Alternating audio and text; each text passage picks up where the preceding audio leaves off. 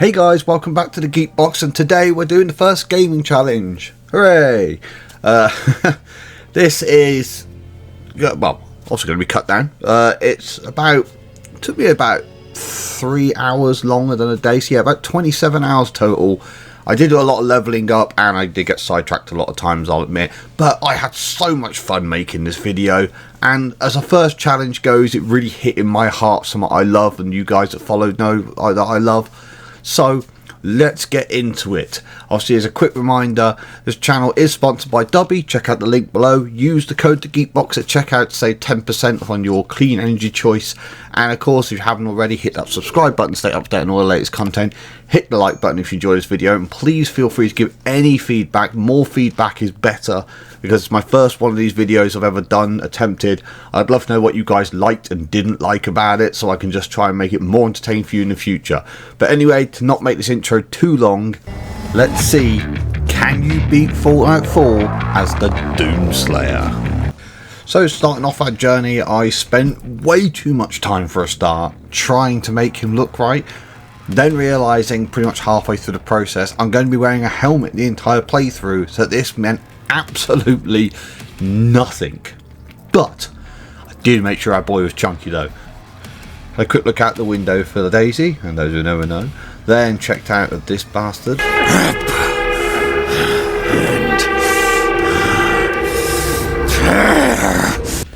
And went through and picked what I needed for the game, and realised at this point that I had not played Fallout 4 in so long, so I threw everything to strength, perception, endurance as the Doomslayer charges and fights.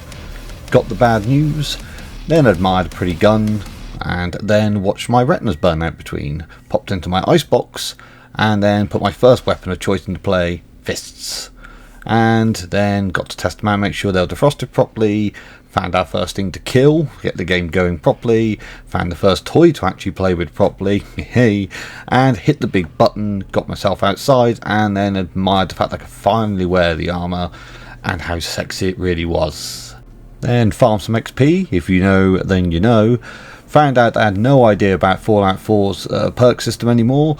Then found out I could also put awesome stuff on my armour, and started killing things, and discovered as well that in fact the armour looks so sweet, so expect to see more of that. And made my way around to find a few different places. This was just farming for XP to just try and get my character built up and get myself ready to be a proper, well, Doomslayer. And come across one of my favourite XP sponges all the way through this game, the Feral Ghoul. So blasted away, investigated a few other places, realised I'd gone nowhere near as far as I thought I had, so went to Concord, and then we had some fun.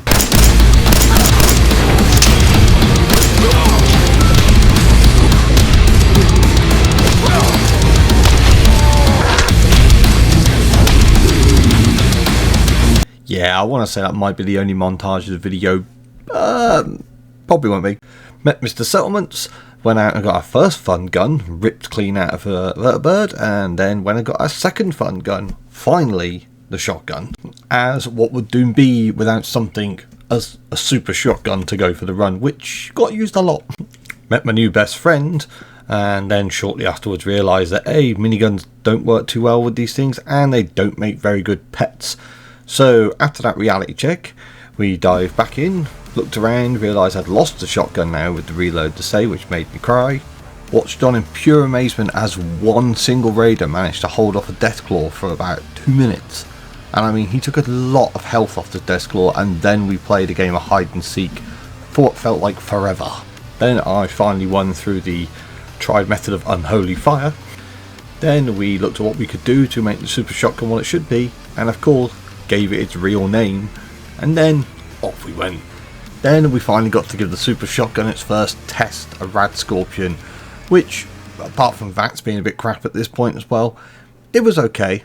Considering the Rad Scorpions are quite resistant to the shotgun, as it's not a penetrating type weapon and they're highly armoured, it did good. Then started my mission of helping settlements for XP, which made me hate myself and Preston at the same time. And also she's lucky I didn't blow her head off, considering she's putting that gun right in my face, looking at the armour.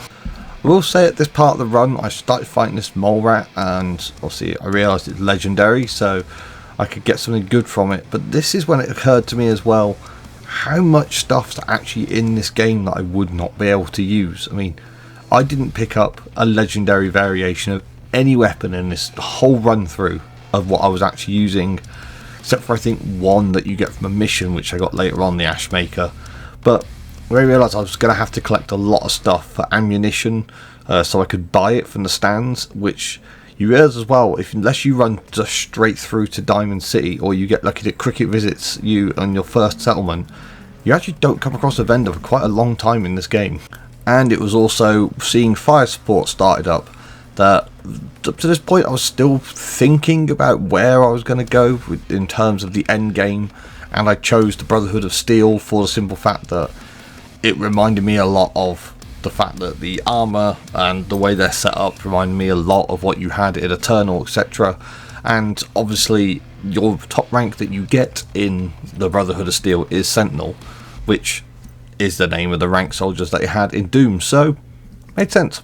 It was in this moment now I thought my luck changed. I picked up a Pack Brahmin on my VATs, so I figured I found a vendor out in the middle of the waste, so finally I could buy some shotgun shells. And I see dead animals. I'm obviously very focused on trying to get this mine, and then obviously I spotted out the corner of my eye there. Pack Brahmins are useless when the owners are actually dead. This was shall we say, a mixture of heartbreak and infuriating, as I thought it was going to let me really get back into the guns, which is what I wanted this run to be about. I did end up using my unarmed more than I thought I would. So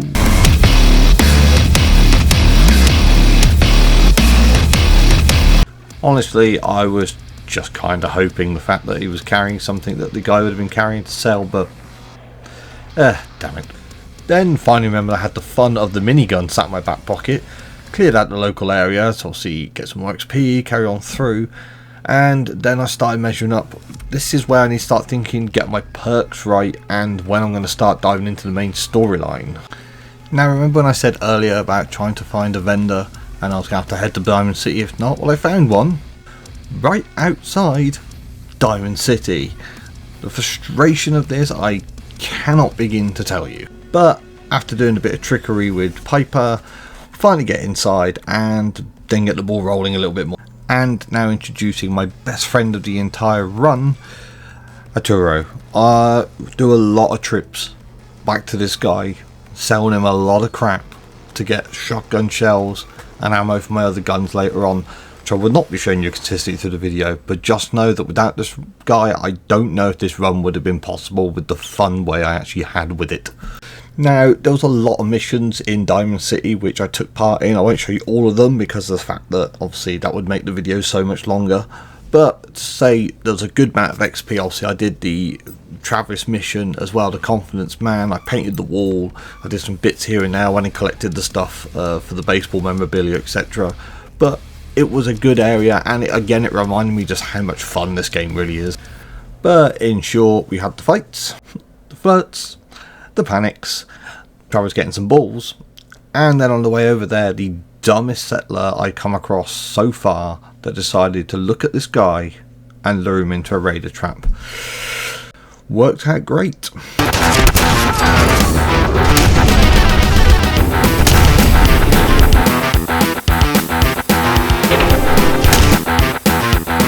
Then finally met Travis outside the brewery, and so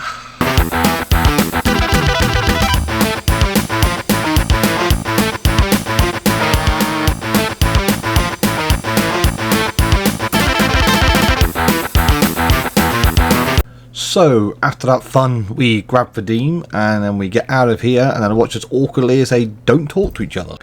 Then we head back to reload, and it was also at this point I realised I hadn't actually reactivated the BFG from the Creation Club, so got that sorted, got the game back in, and then obviously going back in and checking with Toro once he's finished yapping, we were able to finally start looking as well at purchasing our first round for the BFG, which we'll be getting a little bit later on when I'm a bit more prepared for the Glowing Sea. But it was nearly an oversight that I really should have caught earlier considering the run nature itself. Then we headed to the Corvega assembly plant to have some fun again.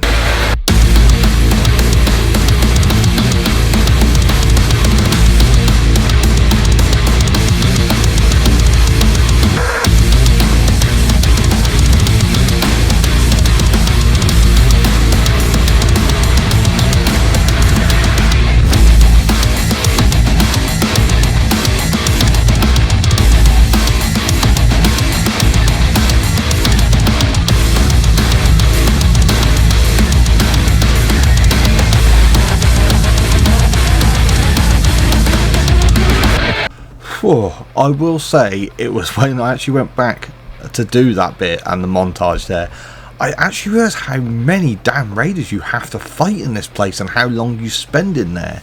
So that was not intended to go as long as it was, but it was fun to edit. Obviously let me know in the comments afterwards how you feel with the montage that between. For me, it feels like just a bit more of a fun way of showing like the more action parts that I enjoyed and what happened in the game. And also a pleasant surprise, I actually found argon cells during the run through of here, which I wasn't expecting. I thought it would just be a shop thing. Then went to Grey Garden, made our way to the water plant, and blew up a suicide up for fun. Finally got a rocket launcher and blew somebody else up for fun. And then found 4 fusion cores, which, nice. And then killed Mr. Krabs and the rest of his family, drained the big old pump. Then decided to try out Super Shotgun on a Yaoguai, and it went well. And to celebrate, we made the Super Shotgun even more super after admiring it. And also realised my plan to come back and model up my other weapons in this run never happened.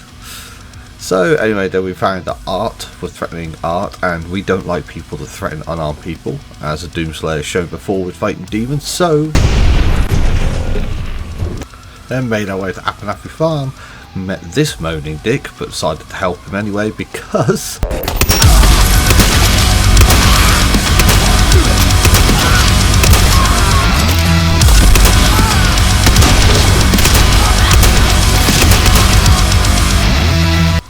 and with the locket in hand we can head on back to Blake.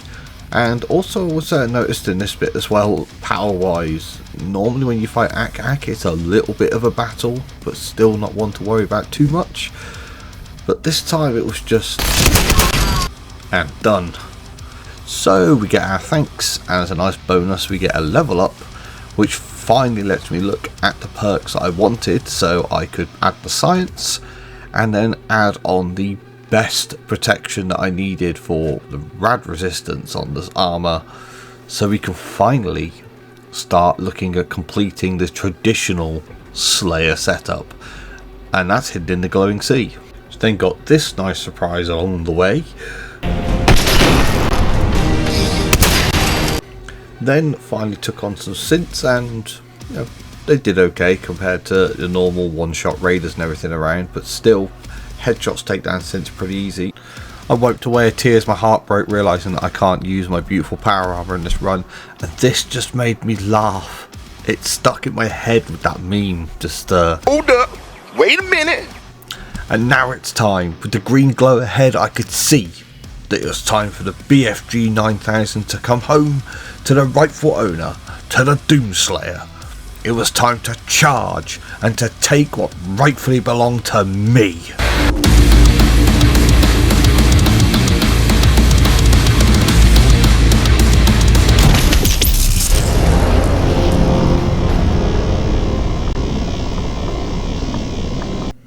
Okay, so rematch.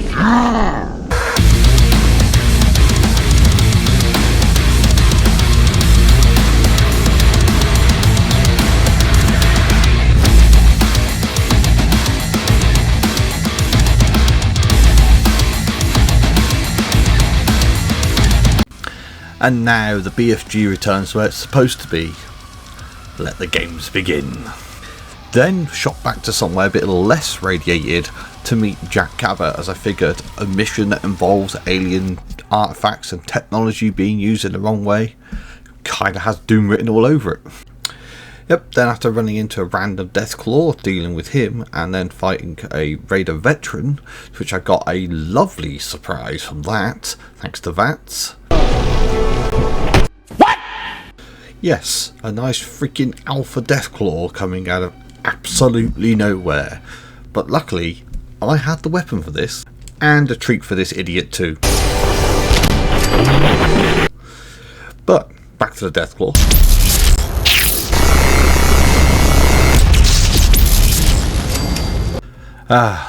This weapon is just so beautifully made, and the fact that it comes to the middle and it looks just like it does in Doom, and the sound effects just make it so much more satisfying to use, and it will not be its last appearance in this video either. Then, after getting the serum, report my good news back to the Cabot House, get the mission to go and find his sister, who find out being held prisoner, and then had to use every single bit of my charm that I could actually get with my charisma stats to convince him to peacefully hand her over. Oh, yeah, so I forgot Doom mode.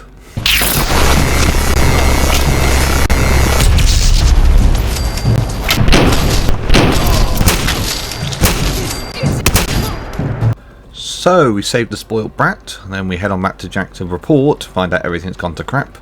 Head out and find out Jack's actually got some balls in the first place, which is nice. Edward's still alive, which is also nice. And then we get to the control room and meet the crazy dad, and then get to do what feels like the most Doom style kill this entire run so far, which was nice. And find out that right is better than left. And take out the last raider, and then we can just flip the switch and deal with the crazy old man, which gives us some satisfaction, but the reward for this mission just sucks for this run through. And then we get to be done with Jack. Then cutting through the Covenant to get to have a whole different kind of fun after a little bit of restraint, but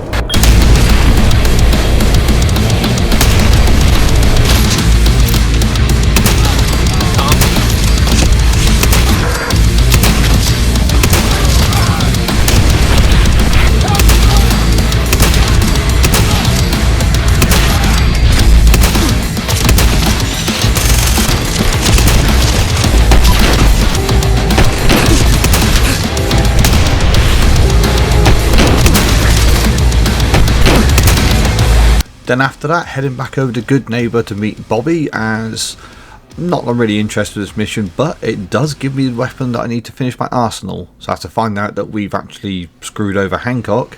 Fahrenheit pokes her head out, which is bringing me the gift I'm after.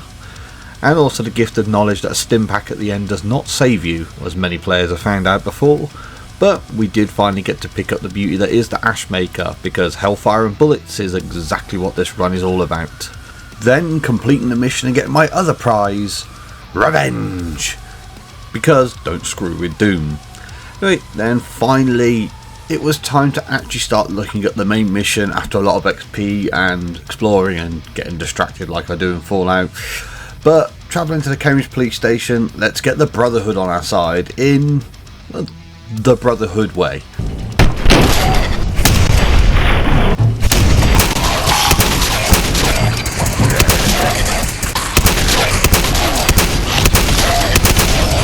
Fun.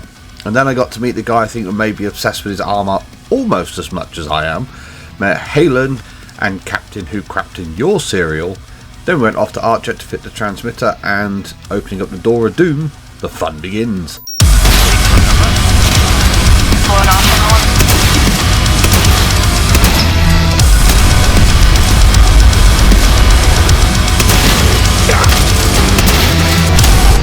Dance then offers me my place in the Brotherhood, securing my ending.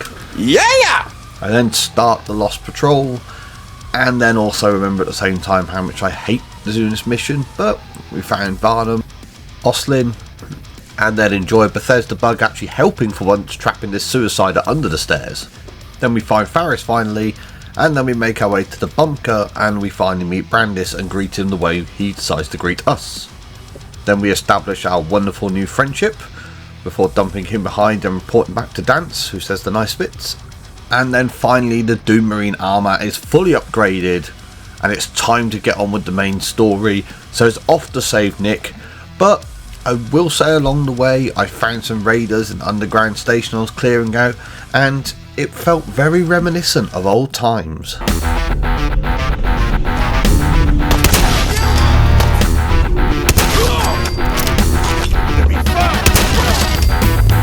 Yeah, thin spaces and super shotgun makes for a lot of fun. Anyway, then we travelled over to the castle just because I want to do this.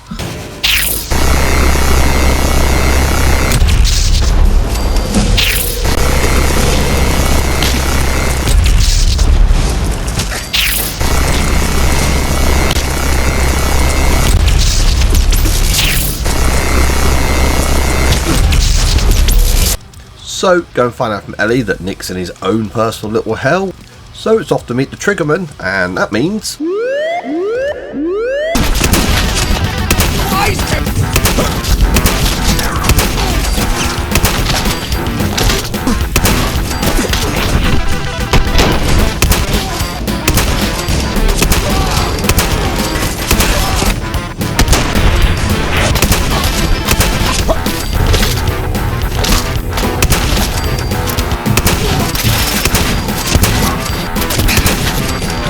And this next bit then seemed even more doom on top of that, just having a nice bloody terminal to play with. Then we meet up with everybody's favourite iRobot impersonator, and then go deal with Skinny Malone in a way that I've been thinking about since I started this run.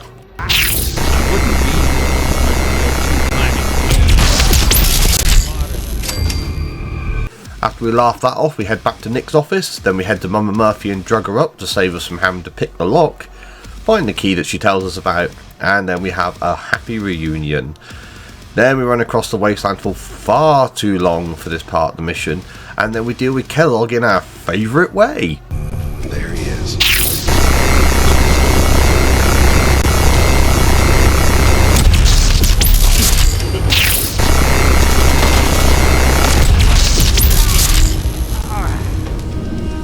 Then we pick Kellogg's brain. And then head out to witness the beauty of the Prydwen finally arriving at the Commonwealth, signalling that the Brotherhood is here. So, time to become Sentinel?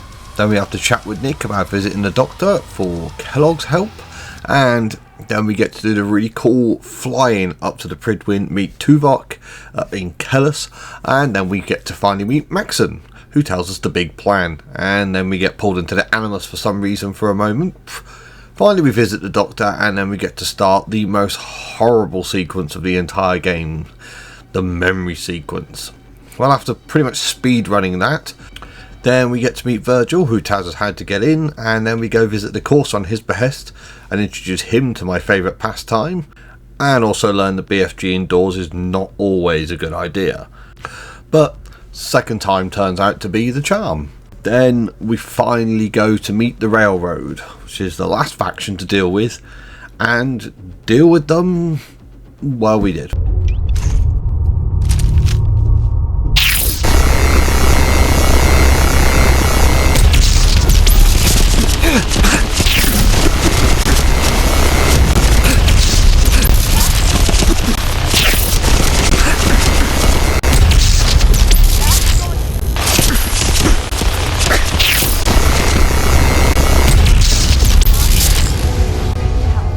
Then dealt with the biggest threat in the place, and more on this later.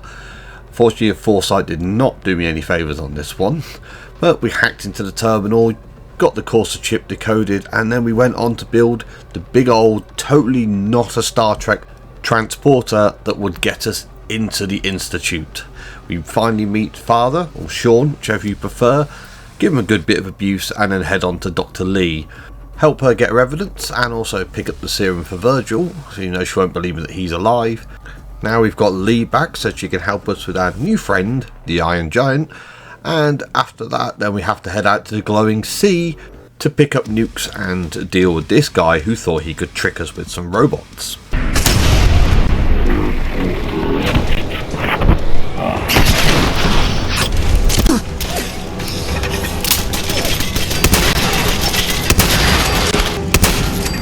Then placing down the Brotherhood beacon whilst admiring the absolute beauty of this giant nuke stockpile.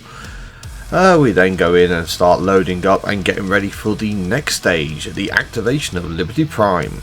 I then go back and find out Dancer Synth and contemplate shooting Maxim for questioning my loyalty. Alright, I'll hear him out. That's all that I'll just have to trust that when the time comes, you'll do the right thing.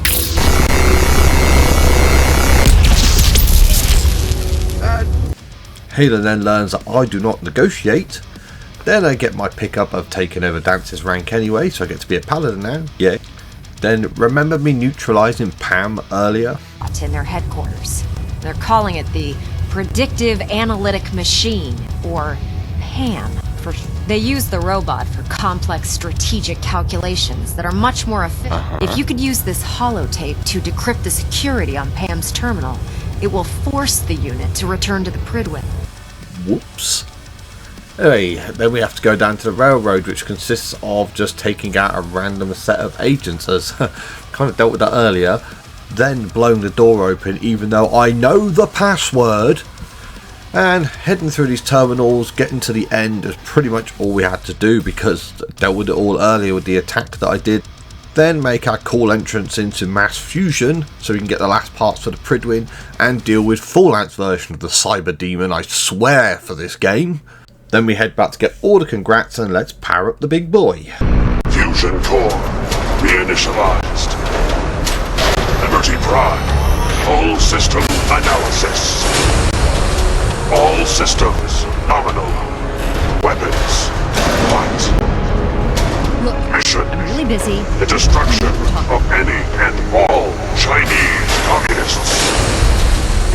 And then we follow Big Lib all the way to the journey through to the Institute. The fun of just watching him nuke everything you come across, it is like a battle to actually take part in the actual battle. There we get his big eye lasers that burn us a hole in the ground. And then we're going to drop into the hole, and for one last time, a montage.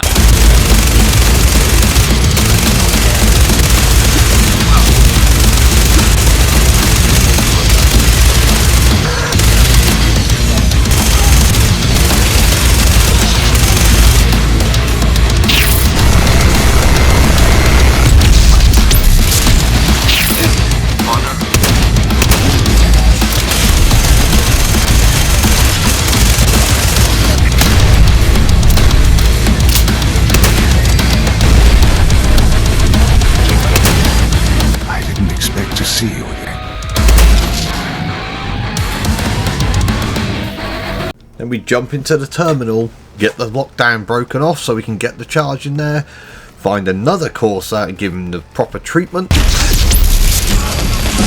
slap the fusion pulse charge on so we're ready to blow it, tell the synth to go off, and then we get out, get the nice thing of blowing at the Institute and showing that yes, of course you can complete Fallout 4 as the Doomslayer. Was trying to get a cool shot in there as well. Then, before we wrap everything up, we jump up to the Pridwin, get made Sentinel to keep the Doom theme going proper, and as a treat for those that stayed this long to the end of the video,